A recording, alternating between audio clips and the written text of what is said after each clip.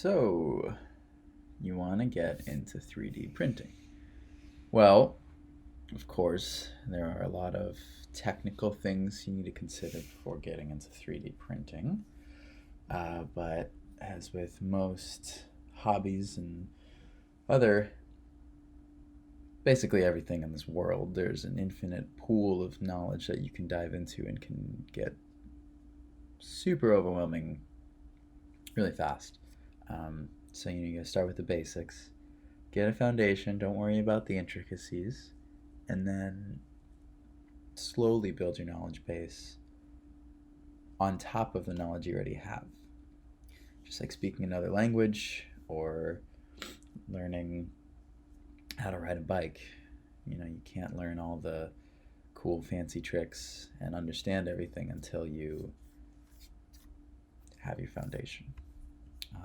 So that's hopefully what I'm going to help you do. So let's go ahead and try and set something up. Yeah, okay. So I went ahead and put together a little Illustrator image of how 3D printing works as in a very general sense. I don't have any fancy whiteboard tools, so this will have to do. So as you may know, when you're 3D printing, you have to have something that you want to print, and that is a three-dimensional object in 3D printing. And so you either you have to design your own part, or you have to download one that someone else did. But this tutorial is going to cover designing your own parts. And we're going to cover very, very simple parts, and then you can sort of delve into other CAD tutorials later on your own. But this one's just going to get you going. So you're going to need a CAD program, and CAD stands for Computer Aided Design. And what this does is it allows you to make three-dimensional objects in the computer using a series of geometric operations. A couple examples of this software is like Fusion 360, made by Autodesk, SolidWorks, or Rhino. Now, a lot of the good options out here are paid subscriptions or just paid software, but there are also a lot of free options. For example, Fusion 360 allows for a free non-commercial license. So once you have your part designed and generated within the CAD program that you have envisioned in your mind's eye, you want to do something and you want to export it as an STL. We'll get to the intricacies later, but STL here is basically just a standard file type that all three-dimensional programs that work with three-dimensional files interpret. It's like a .xlsx for Excel, or .doc for a Word document. Many different programs understand that format. It's just a format of a three-dimensional file. So once you export it, the next step into actually getting that three-dimensional file that you made into your 3D printer is called a slicer. And the reason why we need a slicer is because this is going to take that STL that you made and put it into a language that the 3D printer can understand. Every 3D printer has its own slicer pretty much. Every manufacturer of a 3D printer recommends a slicer or has modified an existing open source slicer to work specifically with their 3D printer. And the reason why that is because all a 3D printer is a robot, and every single 3D printer has its own unique set of hardware within it. And so in order to communicate with it, that unique set of hardware effectively, the designers need to program certain parameters within the slicer that command the 3D printer how to move and how fast to push the filament out and things like that. So a lot of stuff we don't have to worry about yet until we get into the super high advanced level of 3D printing, but for now we're just not going to worry about it at all. and just use the slicer that the 3D printer comes with. Um, I'll show a good example of that as well in a minute. And another reason why, you know, it's called a slicer is because of how a 3D printer is fundamentally working. Um, if I, it would be good just to pull up an image of a 3D print here, and I can explain it a little bit better.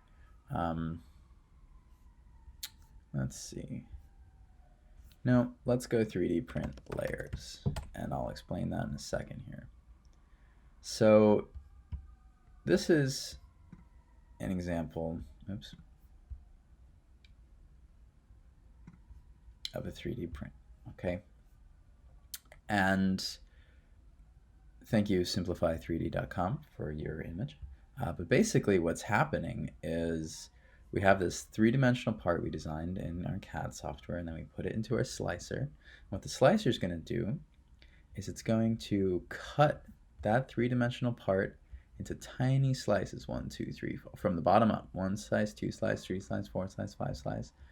And that is effectively telling the 3D printer how many layers it's going to have to print, because it goes layer by layer. One layer, then it moves up a little bit, then another layer, then it moves up a little bit, then another layer, then it moves up a little bit. And so it's just printing these layers continuously until it gets all the way to the top and finishes the part. And so what the slicer does is it takes your part, slices it into a bunch of tiny little pieces, and then tells the printer exactly what to do on each layer. And so the slicer then is going to export a file. It's called the G-code file, but it's not really necessary to know that to get started. It exports its G-code file, and you can send it to your 3D printer over the network if your printer is network capable, or simply using a thumb drive.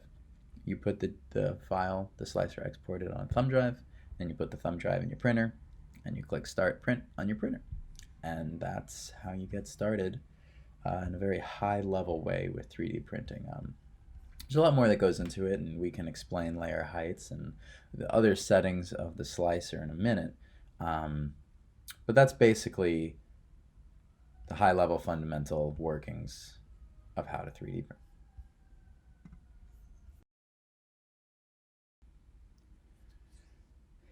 Okay, so I just wanted to explain a little bit further what those about those last features I was talking about. I was talking about the printing each layer from the slicer and how the 3D printer is fundamentally working. I just wanted to show a video and then another image that kind of gets a little bit deeper into those topics as well, because I think they're really important to understand. So I brought up these videos, and this is basically an Ultimaker printer, a very good brand, Ultimaker, and it's the Ultimaker 2 Extended. It's just a specific 3D printer. And what it's doing is it's printing the Eiffel Tower. And so you can see the 4 pads of the base that it's printing. And what it's doing is it's printing it from the ground up, and it's going layer by layer, right? So what they did is they put a, this 3D rendering of the Eiffel Tower in their CAD program into their slicer, and then the slicer cut it into layers and commanded the 3D printer to print each layer. So I'm going to show you what that looks like exactly. This is a time lapse. So you can see it's just building it layer by layer, each layer, dun, dun, dun, dun, dun. As it moves up, it prints a layer, it moves up, it prints a layer, it moves up, it prints a layer, it moves up. And it's just doing that recursively until it reaches the very top of the print. You can look up this video yourself, but this is just for understanding purposes. So let's pause that. And then more on the layers.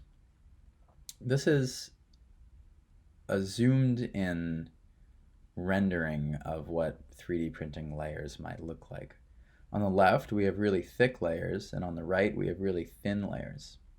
And this is, you can see that on the left, it's a little more discrete, the steps of the 3D printer was taking, because this is obviously trying to model a perfect half sphere.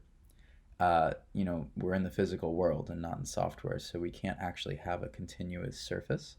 And so this is showing the rough job you get if you have a really thick layer command. The finer your layer command, is, the thinner your layers that your 3D printer makes, but also the longer it takes. And also, another consideration is just how capable your 3D printer is. Some printers can do really thin layers, all the way down to 0.02 millimeters. But most 3D printers are limited by 0.1 millimeter, and that is a pretty good resolution. Um, and so this might be 0.1 millimeter steps, 0.1 millimeter layers. And so what the slicer is going to do is it's going to take this half sphere and say, okay, how can we most accurately match the dimensions of your 3D model that you made in your CAD software? And so it's going to slice, slice, slice, slice, slice, slice, slice, all the way up until, and these are the commands that the 3D printer would get. The 3D printer would then print every single one of these layers in order from bottom to top, and that would be that. This layer height is what we call it, is effectively your resolution when you print. When you print on a regular printer, if you print an image that's like 100 by 100 on an 8.5 by 11 sheet of paper, it's going to look like poop. But if you print an image that's 10,000 by 10,000 on 8.5 by 11, it's going to look pretty good. So the layer height is your printing resolution. How fine of a detail can you get? Okay, so now that we have a really high level understanding of what the heck is going on with 3D printing, how you go from having a file to getting it to your 3D printer, and what a little bit of the settings are and how the 3D printer is going to interpret your file, we need the software to actually start making a 3D model for the printer. And as I showed you before, this CAD program is the first step, and we're going to take a look at Fusion 360. I highly recommend that software. I love it. I arguably have been using it a lot, so I don't have too much of a learning curve left with it, which might be why I'm biased. But yeah, it's really great software. So I'm gonna just walk you through real quick how to get it. If you open Google Chrome, your web browser, it's really simple. Just type Fusion 360 download, right? And it's free. So the second link in Google is going to be Fusion 360, free for personal use, and that's the one you want to click on. Second link, right?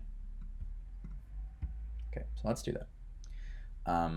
Now, I'm already signed in, but let me sign out. And you're just going to want to scroll to the bottom of the page here. Oh, look, 3D print. Nice. So you're going to want to scroll to the bottom of the page here. Click sign in. Right.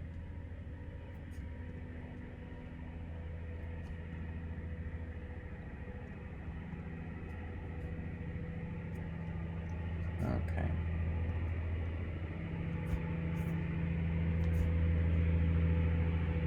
Okay, and then you can really simply just download Fusion 360.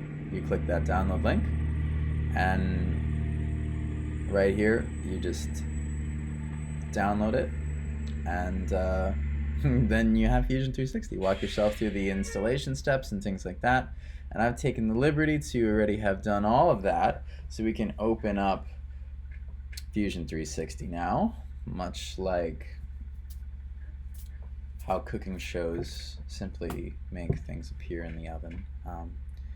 It's the sake of a video. So when Fusion 360 opens, you've got a couple options, but every single 3D print file is going to start from a sketch. Okay, now I'll walk you through the basics a little bit of Fusion 360. It's a cloud-based software, so you have to have an account. And so these are just a lot of designs that I've worked on myself. But we're going to make a new one today. So once you sign into your account, you can actually save these things to the, excuse me. Nice. So, yeah. All right. Let's make something really basic, like a cube.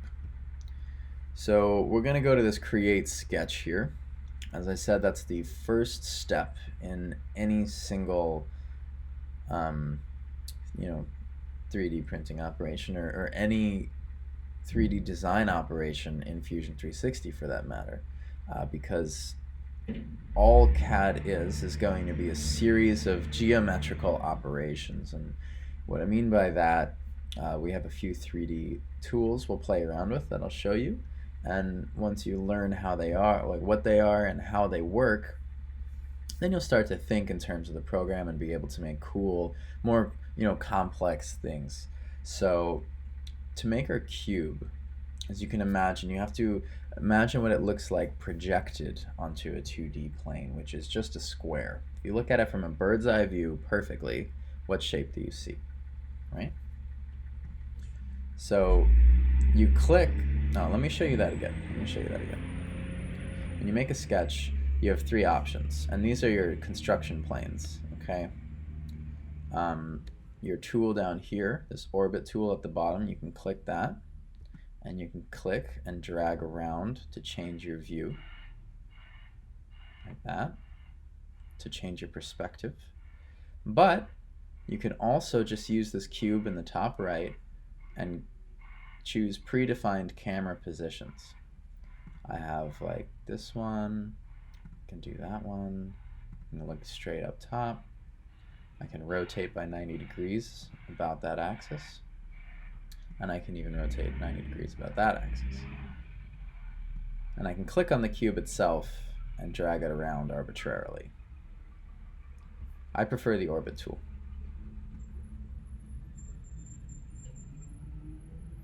And as you can see, since the sketch tool is done in 2 dimensions, we're going to have to choose a 2-dimensional plane which to draw our sketch.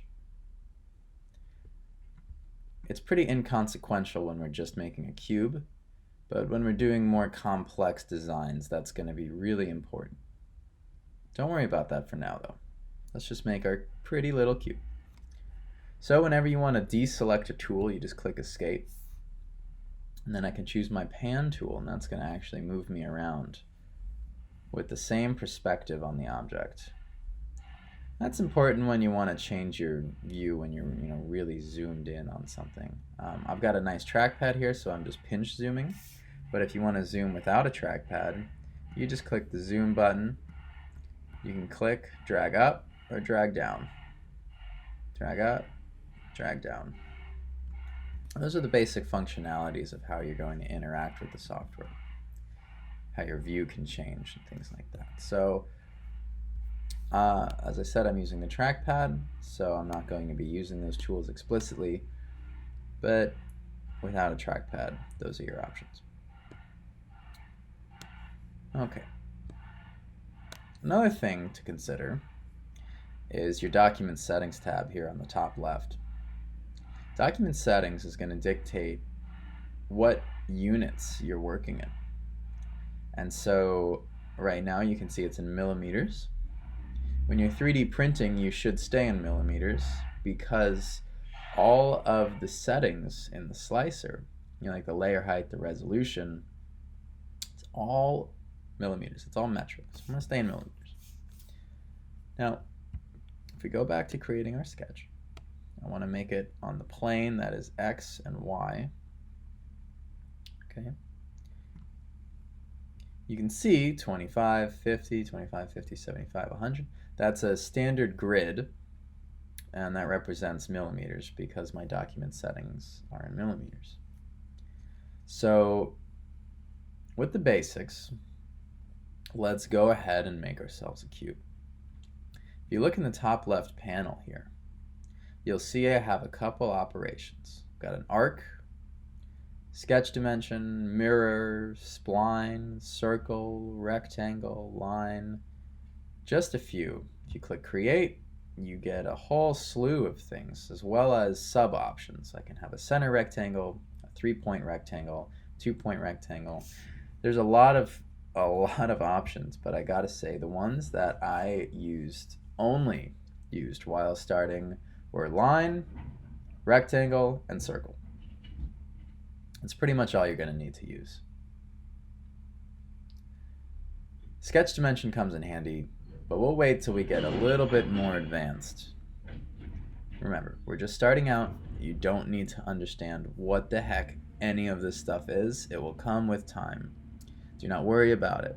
You only need it when you're making really, proper designs, and we're not concerned with that. We're going to learn right from the beginning. Don't get me wrong. But it's easy to get lost in the sea of settings and different functionalities and actually miss out on the nice learning opportunities in front of you. So to make our cube, I'm going to give you a second just to think about what tool you might use to start, to sketch.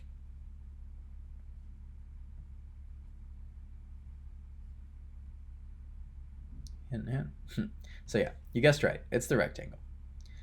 So now we click on the rectangle tool, and now we are actively using the rectangle tool.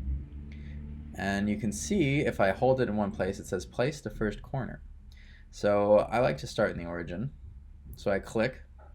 Now when I move my mouse, I'm actually changing the dimensions of the rectangle. And you can see how it's snapping to the grid. When I move my mouse around, it's snapping to the grid. So it is a cube, which means our bottom has to be a perfect square. So let's make it a nice sized cube. We can call it 20 millimeters by 20 millimeters. So if I press tab, I actually cycle between these dimensions on my two-dimensional rectangle, my length and my width. So if I type 20, it's going to automatically know it's millimeters, since my document setting's in millimeters. And you see that little lock that popped up? That means that because I typed it, it's not going to change the dimensions no matter how much I move my mouse. It's only going to change the other dimension. So I want to change that to 20 as well. So I'm going to hit tab and type 20 again and hit enter. Once I hit enter, it solidifies the rectangle, and you can see these little dimensions have popped up. 20 and 20. Now to give you a different perspective that's not two-dimensional, I'm going to move it around a little bit, and you can see that we have a two-dimensional object existing in a three-dimensional world right now. It looks just as if it's a piece of paper lying on the table. So now we have 20 millimeters by 20 millimeters square. That's a projection of the cube on the XY plane. XY, Z is going up. So now what we want to do, we want to make it into a cube. So instead of using our sketch functions, which are only two-dimensional, we want to work in the 3D world. So we're going to click Finish Sketch. And what that does is it says to the program, okay, I'm done sketching and now I want to work with something else. So we're going to click Finish Sketch. It's going to change our view. We're no longer able to edit this sketch. We want to go now into the tools phase, or we're in the solid world now, not in the sketch world, we're in solid world. And now we have a slew of options that we can choose. But hands down, your most ubiquitous option is going to be the extruding tool. As you can imagine, if you had a two-dimensional face and you just pull it out of the surface, you'll end up with something three-dimensional. So we're going to click Extrude, and it automatically chose our sketch because that's the only thing that we can extrude. Now if we want to make a cube, I'll show you how this works. When you pull it, you can see it's just pulling the solid outside of that sketch. If we want a cube, how far do we have to extrude it? Knowing that our side length is 20 millimeters for this square. 20 millimeters. So if we type 20 and then hit enter, it's going to perform some operations. And there you have it. Let me change my view here so you can see the visible edges. You can now see that we've created a cube. We had a square that we extruded, and that's a cube. That is quite simply how to make objects in Fusion 360. Of course, there's more advanced features that you can do, but there's a lot of different tutorials out there in CAD. I'm happy to make more videos if you would like, um, but this is the basics. So I'm going to save this, Control S, okay, and I'm going to make a new folder called no.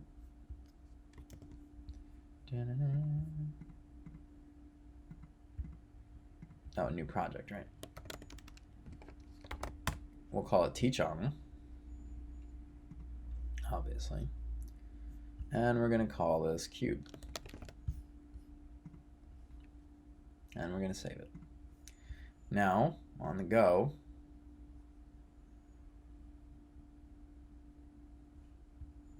I should have a folder called Teaching.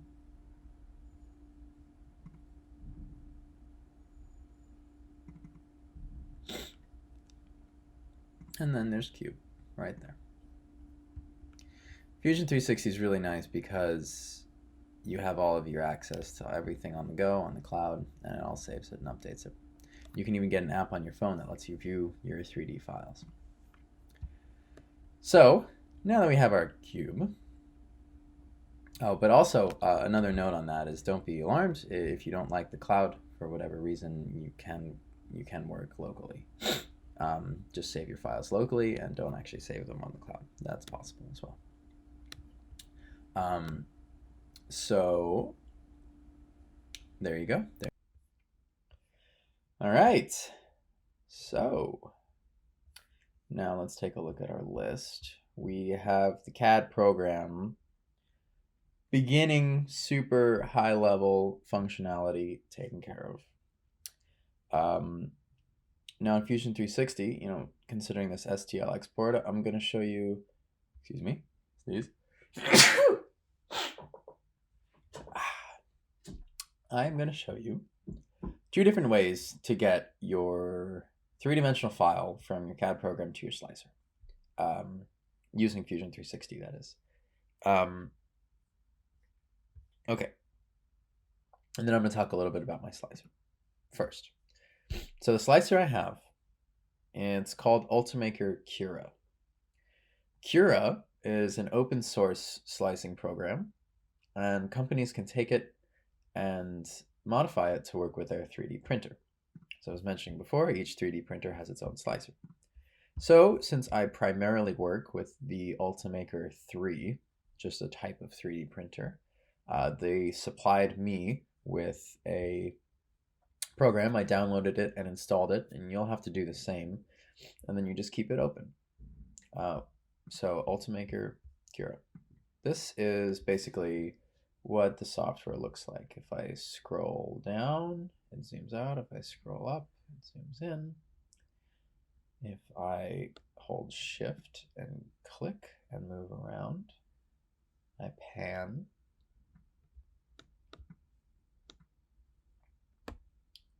If I hold space, click and move around, I orbit.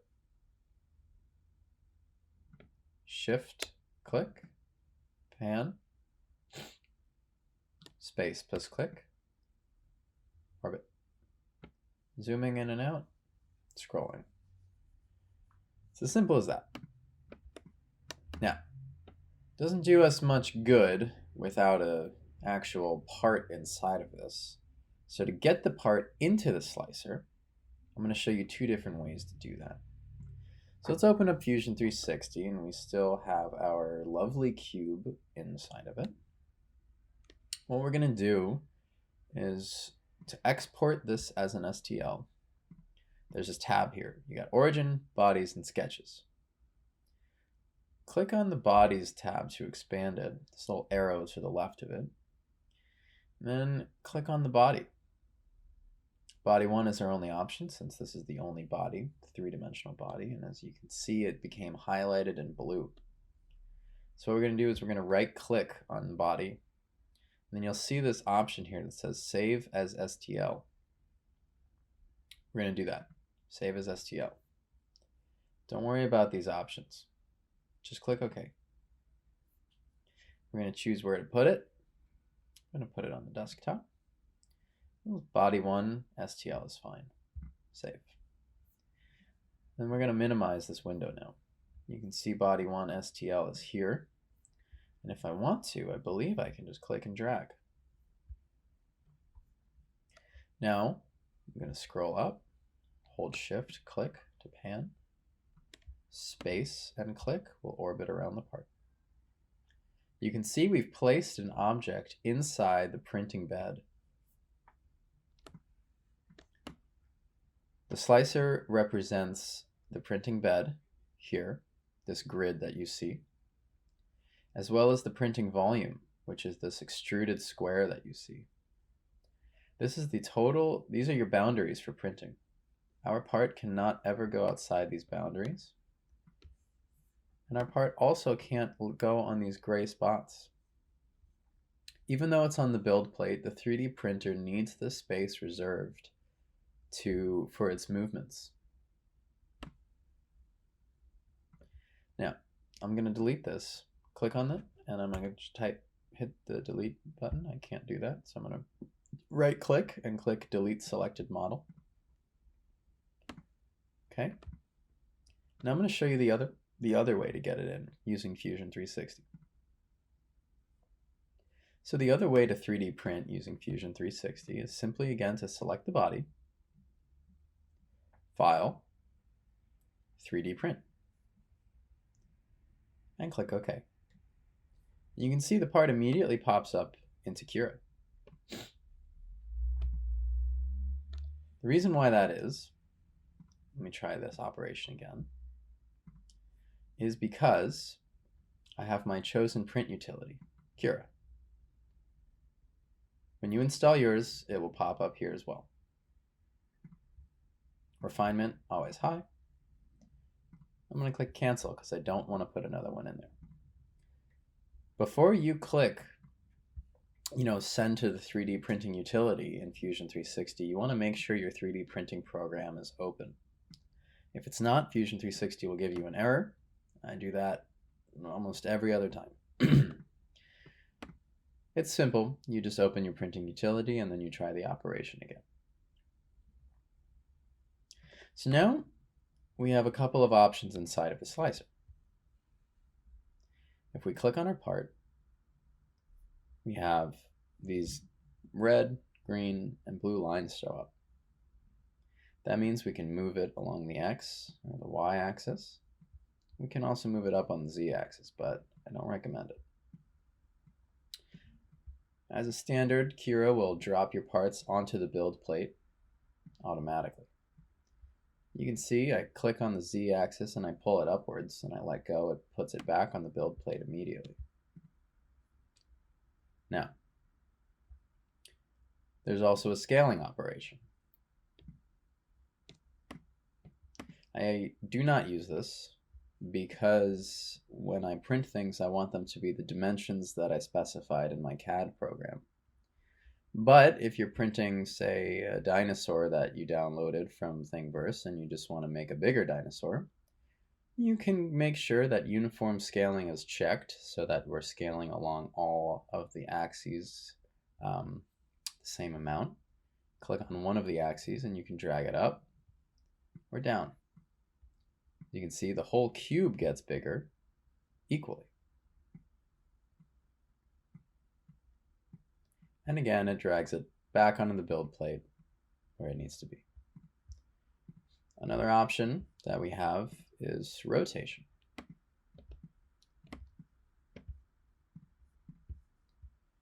If we click on the red one, we can see we're rotating about that axis here. And the green one, we're rotating about this axis.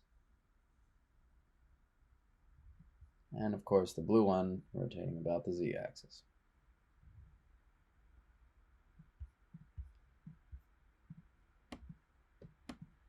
When you're 3D printing, unless you have a glass build plate, you don't want to print in the same spot every single time.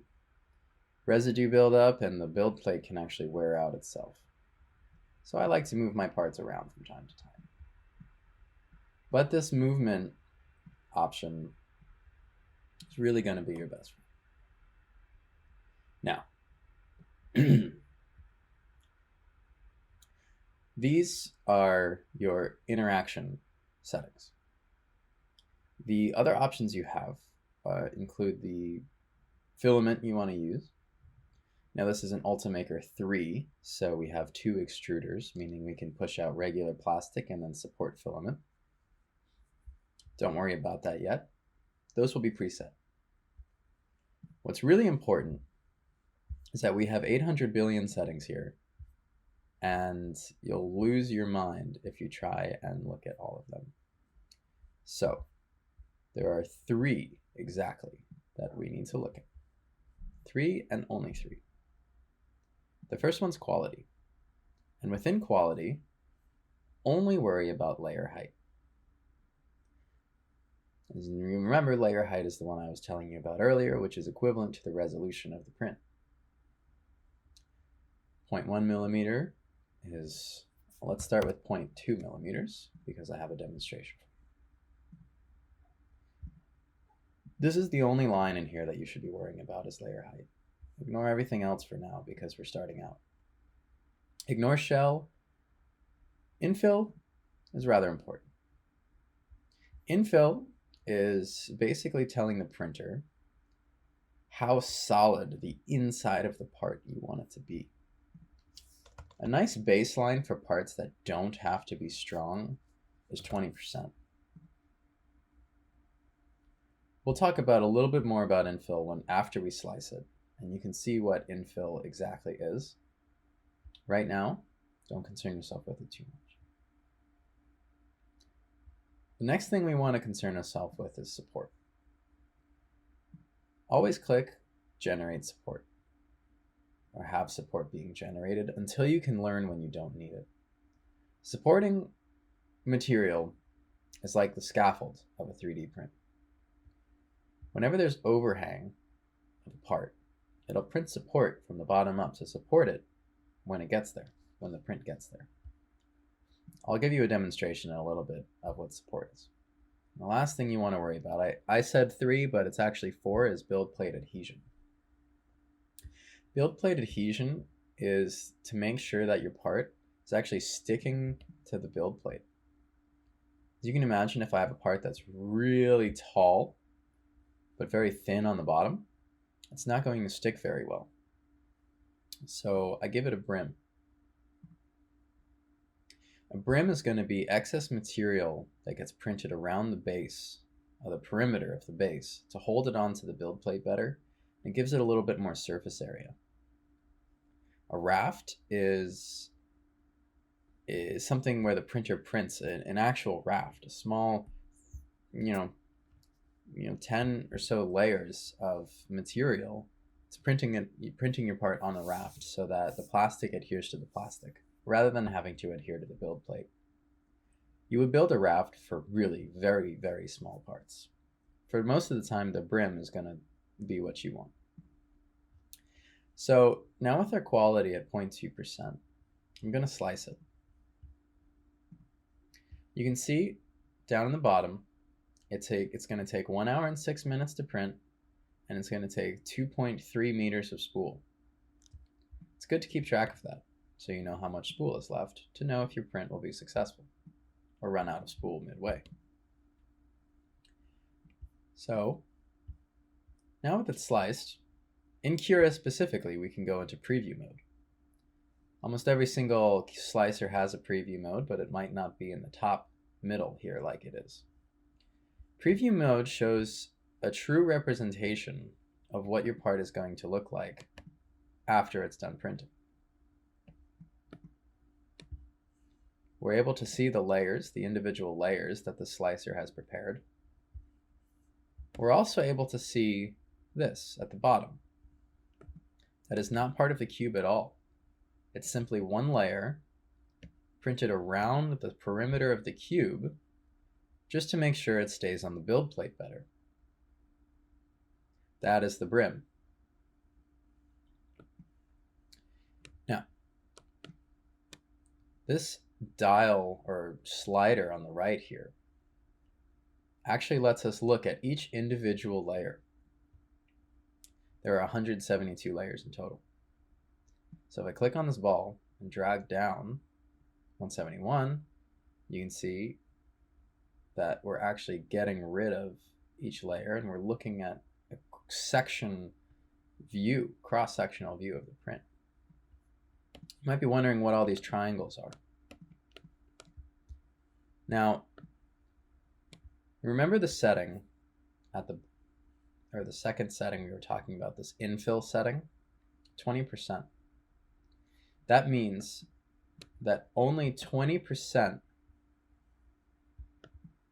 of the area within any slice or any layer is solid. And it builds it in triangles because its triangles are very strong along all axes. There's no point in printing solid plastic. You're not gaining any strength and you're only wasting material. 3D printers give us the benefit of being able to print from the ground up and not waste any material. Therefore, printing the inside full of triangles allows us to accomplish a void space, use less material, and maintain the same amount of strength. As you can see, if I increase the infill to 50% and reslice it, we'll see that those triangles get much smaller. Now if I go to 100% and slice it again, what happens? Every single layer is completely solid. Again, 20% is an appropriate strength for almost every print.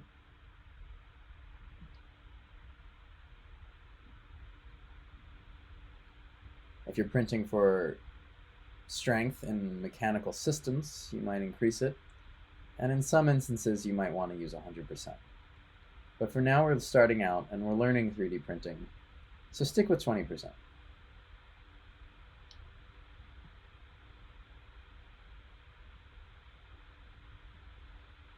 Okay, now more on layer height.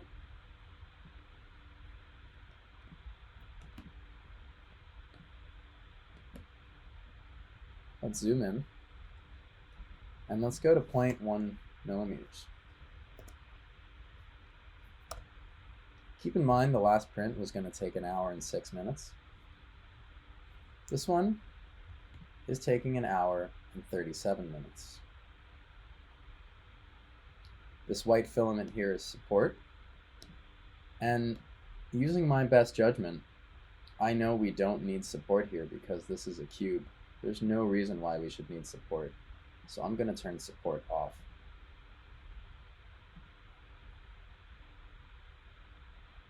So it takes 2 hours and 7 minutes to print. Almost double the amount of time as compared to when we had a 0.2 millimeter layer height. As you can see, the layers look much finer. There are actually double the amount of layers now than there were before. Because now we have 0.1 millimeter slices instead of 0.2 millimeter slices. So it's going to take twice the amount of time. So now we've covered layer height, infill, a little bit about support. Before I turned it off, it printed sort of an erroneous support pattern. I don't necessarily understand why it did that. Sometimes things happen, and that's why we're the humans here, and we have to look over what our robot overlords are trying to do to us. To show how support is supposed to normally work, I'm going to go back into the Prepare tab, and I'm going to rotate this by 45 degrees. Now, as you can see, if we're printing this from the base up, there is only one tiny, tiny, tiny line that's actually connected to the build plate. And if it tries to build everything else, it has nothing to build on. It's just going to goop down. So, with support on, I'm going to slice it. Now you can see it's going to take 3 hours and 33 minutes compared to the previous 2 hours and 7 minutes. And that's because now it has to print a lot of support. You cannot see the support because we're not in the preview tab, so let me change over. And you can see the support that it's going to build. It's building a small scaffolding network around the cube so that it can build the cube up as it prints vertically. The last thing we need to cover is build plate adhesion. Don't worry about any of the settings in here, as typical, except for the brim, skirt, raft, or none. Typically, you don't really need the skirt, so only focus on brim, raft, or none. Right now we have the brim. As you can see, it's the small perimeter around the base that's going to increase build plate adhesion. Right now, that's actually incredibly important, because this brim is the only thing that's increasing the surface area holding the support material to the build plate.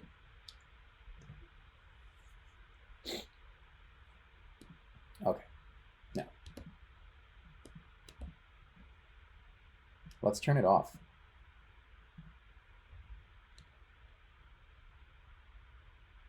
As you can see, there's no support, there's no brim around the edges now. And we're left with this small pattern underneath. And that is likely not going to be enough to hold it to the build plate. You shouldn't rely on support entirely to hold the item to the build plate. So, now let's change it to a raft so you can see what that looks like.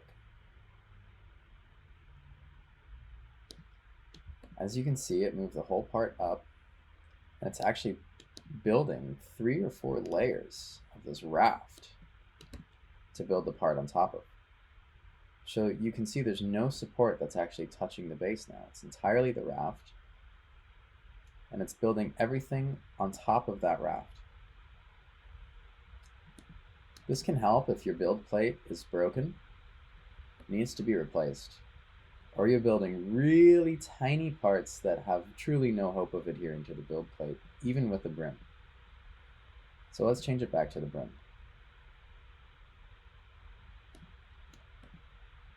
You can see now the support is touching the base. We have our brim around the edge, and the small line of the cube that is touching the base also has a brim. These are the settings that you need to worry about. Again, it's the layer height, the infill, 20%, remember, the support, and the build plate adhesion. With those settings set, I always like to make sure that this print is going to look good. So my last move before printing anything is dragging the slider down and just taking a look. Do I see anything weird? Do I see any large gaping holes you wouldn't expect? Does the support structure make sense? It's touching around the edges, everything looks good. I see no reason for this to fail. So now that I'm confident, our print is set. This is what it's going to look like when it's done. So either now you print over your network if your printer is from network capable or hooked up, or you simply click save to remove the drive.